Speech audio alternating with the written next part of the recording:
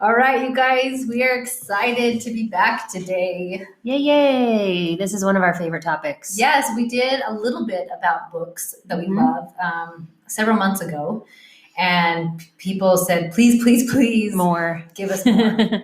Yeah, so we're back with more lots more. We are, and it's funny, as I look through my bookcase, I have a book problem, and like it's so hard for me to narrow it down. Yeah, I saw this funny meme this morning, and it was a heart and a brain, like standing next to each other, little cartoony ones, and the heart was trying to go to the stack of new books, and the brain was pulling it to the stack of books you already have and haven't finished or read or haven't read. And it just made me laugh so hard because I was like, oh, it's so true. You're just always drawn to more and more and more books because you think that you can have them all and read them all too. I know, and it's so funny. I have one on my nightstand that's like is my pick at book. Like I just pick at it. And then I have one that's my tub book that's also a pick book. And then like in that mix, there's then like, well, I'll just hurry and read this one, and then I'll go back to my pick book. Yeah, so, I've got a lot of that too. Like ones that I read here and there. And I usually have like a good nonfiction going and then a good fiction going and a lighter and then a heavier. And just somebody would be like, oh my gosh, have you read this book? And so you just drop everything and read that one. Or my kid will really, really love one. Yeah. And so like connecting with them and reading what they're loving. And they're usually like those kid books you can plow through in a couple days, but they're usually super fun. Yeah. Where they take up my precious book time. Right. I know. I just read one of those. I'll talk about that in a minute.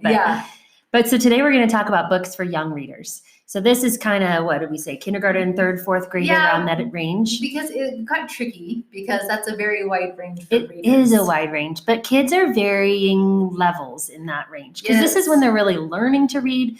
And some of them just pick it up and go with it really early. Some of them take a little longer to get to that point. Yeah. Neither is wrong, neither is better. No. It's just how kids develop and learn. And so we have kind of a wide range of things for this age, but just lots of good stuff. And some of them will be able to read them sooner than others. So it was interesting as we were preparing for this episode, I wanted to go and look up some other book lists, and like a lot of these books will be on all the book lists. And on The Good and the Beautiful, they have books that did not make the list. And so I was looking through them, and some of these books are on her list of did not make the list. I have a lot of books like that too. And I think it's okay. That's what I was like, oh no, am I a heathen? And am I like feeding my children awful things? But so she'll have why she didn't. And if they are disrespectful to adults, they won't make the list. Taking the Lord's name in vain. One of my books on here that I love, I did not realize I took the Lord's name in vain. And I read it, and all my children read it, and apparently we didn't even catch it. So anyway, so some of these, like, it was just interesting as I read it that, so I do try to pick books that have values and fun stuff, but my goal is also in this phase is to get them to love reading.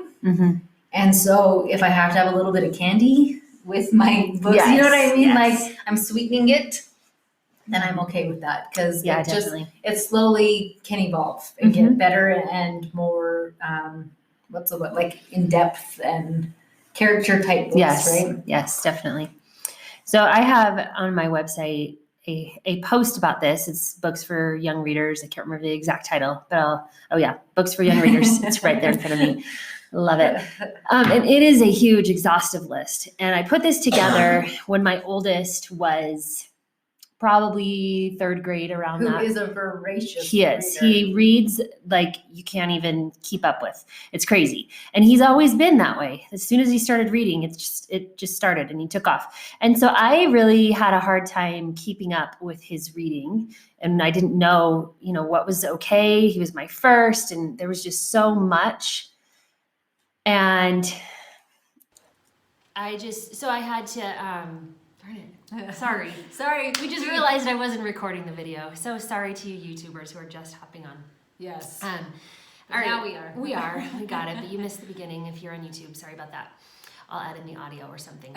Anyway, so I was talking about my son, who's a voracious reader, and I have this exhaustive list of books in this post of books that are age appropriate for these young readers that just read like crazy. And so I do have a whole ton of them, and I'll put that link for you. And some of those I'll talk about today. And there's more that I've deleted that are not my most favorites, but that are still good for that age range. Yeah, so it's interesting, and I've talked about this before. My oldest did kindergarten in a private school. And when we pulled him out, he couldn't read. And so some of these books would have been over his head because we had to start with the basics. Yeah. And playing games and phonics. But by 4th grade, he was reading the Odyssey. And like, that did not make my list, by the way. No. But like, he is a crazy, amazing reader. But I learned a lot of skills with him of how to teach my other children to read. And so the other ones can pick up these books younger because I gave them that passion. I helped inspire that passion for reading quicker. Yeah. So anyways, that's our kind of our intro with our book list. Yes. Okay, so I think we'll just go kind of back and forth. Sure. Yeah, let's do that. And we'll tell you the book. I feel like this is like so suspenseful. Like, are we going to tell you any books or are we not? Oh, yes, we are. So we're going to tell you a book and why we love it. Stuff like that, and then we'll just go back and forth. So you want to kick us off? Yeah, sure. So a lot of mine are series books because my kids like series a lot, and so it's something that they can get into and read for a while, and then we don't have to find anything new for a little while. Sometimes that's really nice. Sometimes it is really nice, and this is one everyone's going to have heard of, but the Magic Treehouse books. And while they're not my most favorite, they're not the most like beautiful books in any shape or form. They've been very good starting points for my young readers and books that they feel confident and they can take off and read and they're learning something in them and they're just fun and light. And I've read a lot of them to my kids, but they've also really read a ton of them themselves. And we have a lot of them and the library has a ton of them. If you want to buy them all, I'm sure you could even go to a thrift shop and buy find them for really cheap loads of too. them. So that's probably going to be on most early reader book lists, but I think that's a really great starting point for a brand new reader to really feel confident. I do like that those books have a little bit of illustrations throughout them, which I feel like are really important. And the chapters are really short, which is also great for starting out. Yes, it helps build that confidence from picture book to that in-between book. Definitely. Okay, my first one, and I just found it this year, and I'm so excited about it. I pronounce it Emil, so I hope I'm saying that right. But it is from the author of Pippi Longstocking, Astrid Lindgren, I think. Okay. I'm not sure if that's said right either. Okay, so Emil, he is a totally mischievous boy. And he is always into trouble, but he's not intending to be in trouble. And it kind of melted my heart because, like, I have a little boy who's just always trying to do something good and it would break. Like, let me help you, and it spills everywhere. And so Brigham, who's been reading this, he just plowed through 3 of the books. And when we went on our little road trip on the flight there, he took his 2 Emil books and he finished both of them. And so I think because he always, he was so naughty when he was little, but it wasn't this, cynical, sinister, type of naughty. It was like, how does this work? Oh, I broke an iPad. How does this work? Oh, I dumped it out loud, right? And it was it was comical. It's kind of what my son is. He did, right? And so I think it's more out of curiosity than anything else. But the mother in the book still loves her. She finds him so good at the same time. And so, the dad kind of struggles with them, but the mom's always like, "Ooh, run, Dad's home." But it's a very lighthearted, like Pippi, just that fun, just silly. Sounds great. We haven't read that one yet, so we're gonna have to definitely find that one. All right, so the next one I want to talk about it's a series called The Lighthouse Family, and the first one in the series is called The Storm. And these are just the sweetest little books, and they're animal characters. So it's like a rabbit and a dog, I think is what she is, a rabbit. I'm trying to remember. But, and it's, one of them she runs a lighthouse, and the other is on a ship that wrecks on the island where the lighthouse is. And so she has to care for him and help him to get well. And it's just like this sweet little relationship these 2 friends create, and I really like it a lot. It's a darling little story that my kids have loved. Oh, that's awesome. Okay, the next one is Call It Courage. This one is from a Polynesian island. I don't know if it ever specifies what Polynesian island it's on, but it's this boy who's going to go on an adventure. And he builds his own boat, and he has the perils of the ocean, finding other islands and what he has on there. It has a little bit of pictures in it. he has like hammerhead sharks. He has to dive down to find food, and it's really exciting. Now, on the island, there are cannibals. He does not get eaten by them, and it doesn't even talk about them eating it. I think they talk about that they are cannibals, but my kid didn't know what a cannibal was. And so it didn't like traumatize him or anything like that. But both my boys have read it. Brigham and Josh have read it. Josh actually read it a little bit older and loved it, and Brigham read it for second grade. And I think it was a little bit over his head, but when we would talk about it, he was like, "Oh yeah, it was an exciting adventure." He really, like, I read it too. All of these books I have read as well. And with little kid books, a lot of times I like to pre-read them. Yeah. So if they get lost, if I'm having them read them completely independent, then I can be like, "Oh, that's this part. Let me explain that to you." So that kind of helps too. Yeah. Okay, so my next favorite is called My Father's Dragon.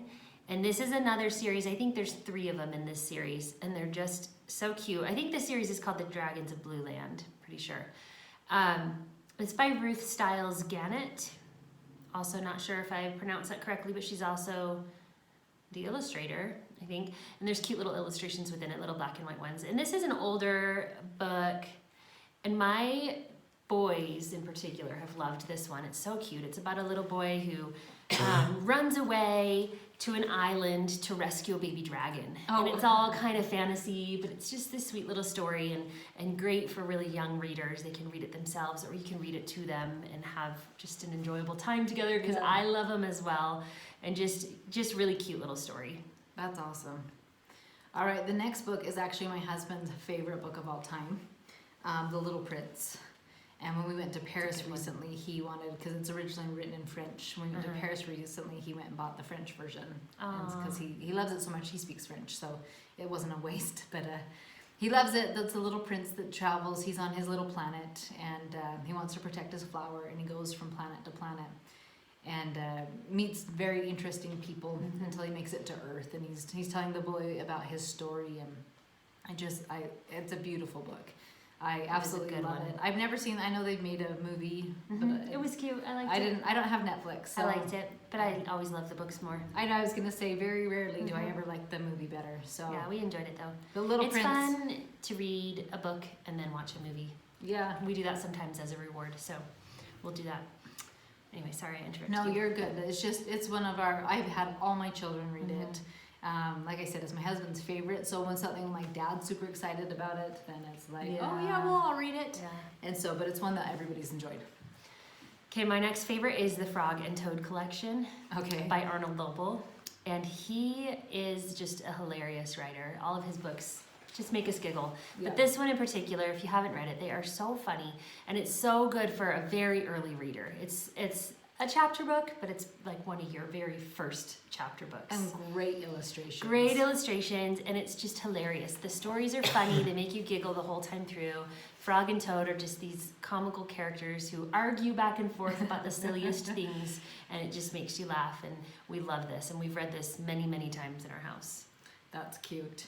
All right, this one is actually one of my absolute favorites, is A Little Princess. Oh yes, that's such a good one too.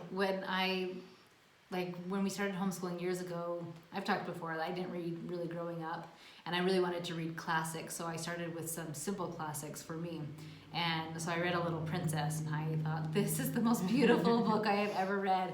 I've had both my daughters read it. My sons have not read this one, but my girls, they loved it too. And you can actually get that one free on Kindle on Amazon. Oh, yeah. If you just search free Kindle book, then you can get those books, download onto a Kindle for free. And what's her name? Like Sarah, and she is British, right? No, Sarah is the little girl Sarah, book. yeah, Sarah.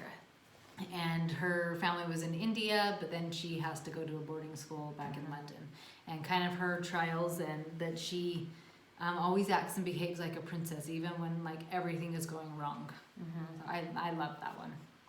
That is a really great story. Okay, so my next recommendation is In Grandma's Attic. And this is a little treasure I found that I love. And I read this with my daughter, and well, I read it aloud to my kids, but my daughter really liked it the most. And it is also a series. So I read the first 2, all my kids, and she finished the series on her own. But it's about a little girl who is going through her grandmother's attic, And as they go through different things, her grandma tells her stories about her childhood. And it's just this sweet little story of, family connections and learning silly things about her grandma and the naughty things she did as she was a kid, and just really a treasure. I loved it a lot. That's awesome. All right, this next one was such a fun find. This was one of the books recommended in the Good and Beautiful's Language Arts program, and it was Lumber Camp Library. And it was this cutest little family that lives, so their dad is what is that called? When he cuts down trees? A lumberjack. I was like, a lumberer? But no, a lumberjack. And tragedy hits their family and some of the trials they have to go through. And she makes a decision that is malicious and has to kind of own it and find a way to make things right. And I thought it was absolutely beautiful. Brigham and I read that one together during second grade. And I was so excited. I was like, do you want to read more? Do you want to read another chapter? Because I wanted to know what happened so bad. But I thought it was an absolutely sweet book. Great for boys and girls. That's great. Thanks. All right. I'm trying to decide which ones to do next. I've got a big list. It is. So I know. I'm picking and choosing here. When we were like kind of going over our notes together, I bought one of the books Karen Oh, which one did you just buy? Oh, it was the one you just told me about. Oh, that's funny. Mysterious Benedict Society. Oh, so I guess I'll talk about that one. Is that for this age or the older age? It could really work. It's probably more a little older. Okay, so if you have... So maybe I'll save that. Well, it could work either way. For an older, like third grade on up. But I'll just tell you about it. Mysterious Benedict Society, it's by Thornton Stewart. And if you've ever read The Escape from Lemoncello's Library, that's another recommended one, probably for a little older too. But it's similar to that, where it's like really gifted children that they bring all together. They read a newspaper ad that tells them to come, and they have to take these little mind tests. And if they pass them, then they get to come and do this secret mission. Oh. And it's really fun. And this also is a series, but we haven't read the rest of the series yet. We've only read the first one so far. So I can't tell you more about it, but we loved the first book. That's fun. Okay, the next one was Under the Hawthorn Tree. And two of my kids were assigned this book for a co-op class, and I like to try to read what they're reading, so it's super small. It is so beautiful. It is written about the Irish, I said that wrong, weird. Ireland Irish, that's what I was combining. The Irish potato famine. And this family, so there is death in this book, and like people are dying because they're starving to death. But it's not in this grotesque. Right. I cried. I totally cried. I think I did too when I was reading to my kids. Yeah, it's beautiful. And so it's the Irish famine and the three little kids who are trying to survive all alone. And it's like heart-touching. All right. I don't know if I've mentioned this in the previous one or not. I can't remember, but these are some of my all-time favorites. They're the Thornton Burgess animal stories. And I think I love them so much because they bring back really fond memories of my oldest and reading them with him, because he was always really, really into animals and reading. And so this was just the perfect combination for him. But the author is Thornton Burgess, and each story is about a different animal. There's Peter Cottontail, Chatter, the red squirrel, Grandfather Frog. Oh, Jenny Wren, Reddy Fox, Happy Jack, and Danny Meadow Mouse. And so each one tells a little story about that little animal and what his life is like as he interacts with his little world around him and trying to save himself from the dangers that come at him, and just cute little animal characters that we love so much. Are there little illustrations in those There ones? are, Okay, yeah. They're just adorable. I love them. Okay, so then I have Treasures of the Snow. No, it's so good. This was another co-op recommended book that my kids read. And so I love, like, the women I'm surrounded with. Like I said, Karen just like, oh, this is a book I loved. I'm like, oh, hurry and order it. I have a magic Amazon account. It's magic. It just just appears like at her button doorstep. and it appears at my house. I'm like, how did this happen? And my husband's like, I'll tell you how that happened. So let's see, Treasures of the Snow is a sweet little girl, and they live, and I can't ever remember if it's like Norway or Sweden, but somewhere in that area in Europe.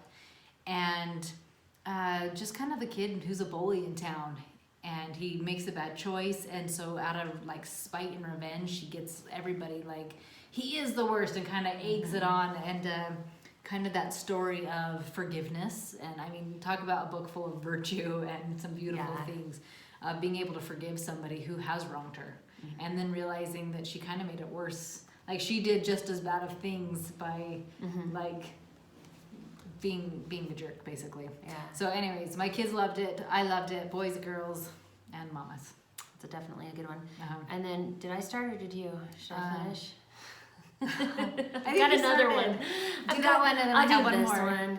Or I could go on forever. I know it was, But it was hard. here is another one we love, and I read this aloud to my kids, and every single one of my kids loved it, and we were laughing often through this book. So if you want a fun, light one, it's called The Trumpet of the Swan, and it's by E.B. White, who also wrote The Charlotte's Web. Which is So awesome. Charlotte's Web is also on my list, but I'll go with the less known one, since everyone's heard of Charlotte's Web. But what this is, it's about a swan family. And it's just really funny. It's him and his siblings, and he can't figure out how to trumpet like a swan, and he wants to. And it's just this fun little story about a swan, and he falls in love and makes his own little swan family.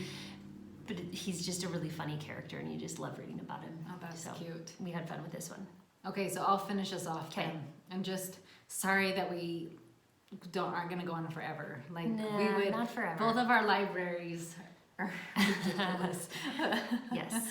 I even was cleaning it out the other day of books that I'm like, this is like I don't love Diary of a Wimpy Kid, and so I totally got rid of it the other day when nobody was home. Because I'm like, we have so many good books that, and you There's only no have sense in keeping the garbage. No, and so I've done nobody that was too. looking. I do, like pretty much every school year I clean out my bookshelves because I know I'm going to buy a lot more. So terrible. But I do that exact same thing where I'm like, all right, well, those can go and no one will notice. Plus, they're at the Somebody library. hasn't noticed. If they want to Nobody's reread them, noticed. they're at the library anyway. Yeah. So, yes. Okay, so the last one on my list is definitely on the older of the kindergarten to fourth grade. So definitely that fourth grade-ish level, or read aloud to this age. Pollyanna. The book is so much better than the movie. Oh, yes. So Like, much. But you know the gist of the Pollyanna, like the glad game. Like, I'm glad. What is it? It's like, I'm glad even though I'm coughing. Like, Yes. I don't you have find pneumonia. the silver lining Yeah. in what you are. But it's like, I know when people are really struggling with depression and you're in a deep spot, they're like, don't Pollyanna me. So like, I'm not saying that, but like that, it was fun. We played it in our own family when our kids were like, my brother's mean. And like, I'm glad my brother's still alive. I'm glad you know what I mean? It was just, it became silly and fun for us. Yeah. But every one of my kids that have read it have absolutely loved Pollyanna. And I'm a big fan of Pollyanna.